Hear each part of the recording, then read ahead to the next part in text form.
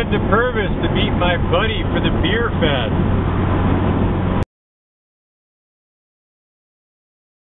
My t-shirts, I really kind of left out here.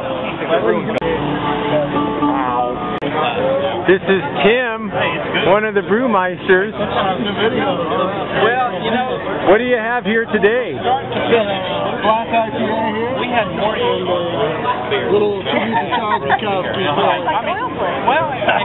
This is Chris and Nicole, and soon to be Madeline. Yeah. Oh, this is our friend Anthony. And Chris is going to serve me one of his beers today. Which one would you like, the pumpkin ale or the winter weiss? Ooh, let's go for the winter weiss. Okay. How about you, buddy? I'll enjoy that with him. Okay. Winter weiss. It's a wheat ale, that's why they call it weiss, and I use chocolate malt. That gives it a nice dark color, but it's still light, kind of a refreshing taste too. It's not like too dark in taste, you know. Still a wheat ale. Prost. Yeah, Prost. Right? Prost, man. Prost. Yeah. Fellow Bavaria. Bavarian, yeah. Everything is just right. White label. Didn't have some traffic. About an 8.6 by volume. Ooh. So they say. Ooh. Yeah, if you look at my figure, that's going to do some damage to me. That's going to give me a headache. I'll be back, maybe try something else. This is the rinsing mechanism, kind of like a wine tasting. Let's watch it in action. Ooh. That must go to the cows. Color, bitterness, terminal gravity. Is that like when the beer's done, you measure the gravity? Sugars, but what's the yeast going to do?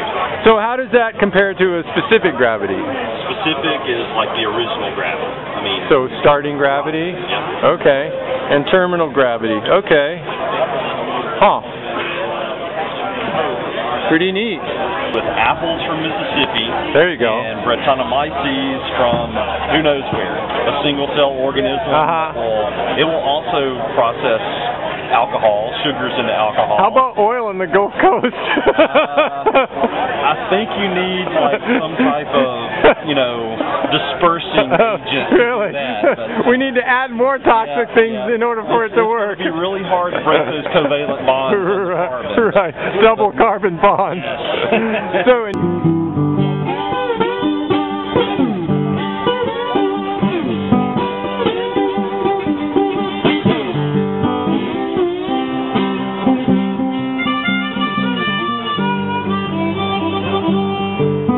Othello.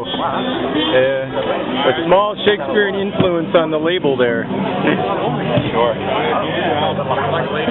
Okay. I have a Dunkel license, a amber ale, and a pale ale. And I see here you're a big Mississippi State fan. Just a little. Okay, well, I graduated from U of A Fayetteville, and apparently there's a game coming up in a few weeks. So we don't need to discuss who's going to be rooting for who. But go Wig Pig Suey. But I will say the Bulldogs, is that right? Yeah. Are having a good season. Yeah, they are. So may the best team win. Yeah. Now, if you notice, Jeremy has a growler. Yes. Yes. This is my first keg beer. Yes, we remember growlers from eastern Montana. This is our entertainment today, Mr. Thomas Jackson, and he's quite talented. He plays a few different instruments. Look at his harmonica collection there. And then you were playing at something else like a bazooka or something? A kazoo. Yeah. And CDs for $5. So come and see him in Hattiesburg sometime. We don't have a brewery name. It's Drew Estates. Drew Estates? Are you Drew? I am not Drew. I'm Casey. You're Casey. I'm Paul. And you? Drew is across the way. Okay, Drew's across the way. And the story on the watermelon. The story on the watermelon is this is our second batch. The first batch was so amazing, we consumed it and did not save enough to compete with it, so we had to make some more. And the stuff is pretty good too.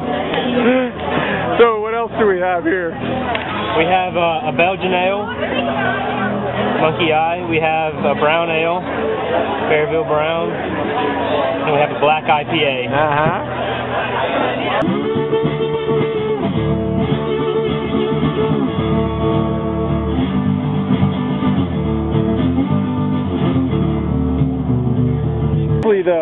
I-55? I-55 runs from Chicago to New Orleans.